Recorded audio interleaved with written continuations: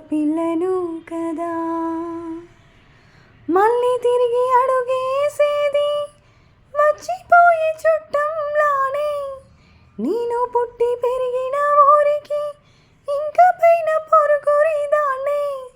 కట్టదాటి గంగ నేడు కంట పొంగెని, ఎంత ఎంత యాతనో ఎంత గుండె కోతనో, ప్రాణమోలె పెంచుకున్న పిచ్చి నాన్నకు.